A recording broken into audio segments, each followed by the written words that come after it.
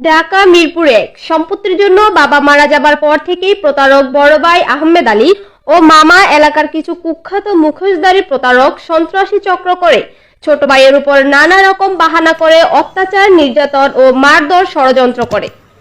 ছোট ভাইয়ের সম্পত্তির অংশ ও কোটি কোটি টাকা প্রতারণা ও আত্মসাৎ করার চেষ্টা করে। প্রতারক বড় ভাই আহমেদ আলী সিসি ক্যামেরার তার কেটে মার্কেট এলাকার কিছু প্রতারক সন্ত্রাস নিয়ে ছোট ভাই ও তার ৯ মাসের গর্ভবতী ওয়াইফের উপর ডাকাতের মতো হামলা করে তাদেরকে হত্যার চেষ্টা করে।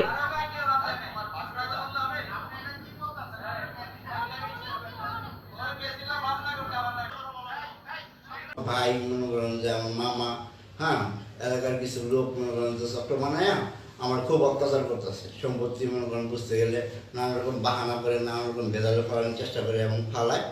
তো মার্কেট যেমন স্বাধীন বাংলা মার্কেট, এই মার্কেট কন্ট্যাক্ট করে দিছে।